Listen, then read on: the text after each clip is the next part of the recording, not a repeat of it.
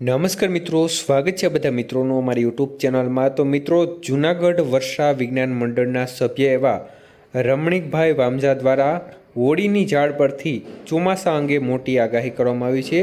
તો ખાસ કરીને તેમના અનુસાર કેવું રહી શકે છે વર્ષ અને કયા વિસ્તારોમાં વધુ વરસાદ પડી શકે છે, સંપૂર્ણ માહિતી વિડીયોમાં જાણીશું। તે પહેલાં ચેનલને સબસ્ક્રાઈબ કરી લેજો।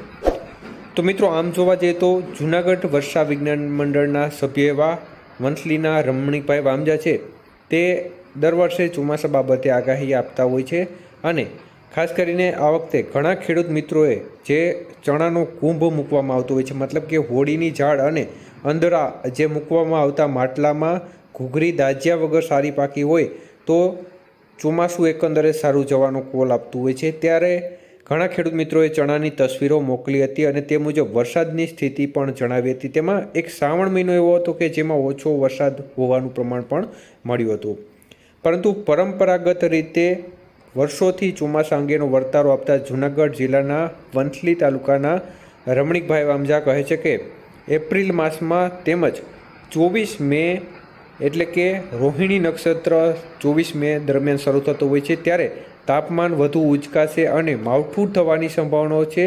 તેમજ હોળીની ઝાડનો અભ્યાસ કરીને તેઓ વધુમાં કહે છે કે હોળીની જ્વાળા છે તે નૈઋત્યથી લઈ અને ઈશાન દિશા તરફ ગઈ હતી, જેને કારણે ચોમાસું છે તે સારું રહેવાનું અનુમાન છે। જ્વાળાઓ આકાશ તરફ પણ ઊંચી ગઈ હોવાને કારણે આ વખતે રાજા અને પ્રજાની કસોટી થવાનું પણ મનાય છે તેવી વાત કરી છે। તેમજ વેરાવળ પંથક તેમજ દરિયાઈ પટ્ટીના વિસ્તારો છે તેમાં આ વર્ષે વધુ વરસાદ થશે તેવી વાત કરી છે।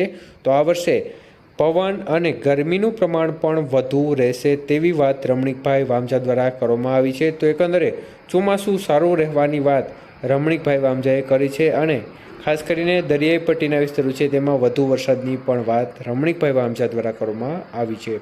તો હોળીની ઝાડ પરથી રમણીકભાઈ વામજાનું 2024ના ચોમાસા બાબતે મોટું અનુમાન સામે આવી રહ્યું છે। આભાર।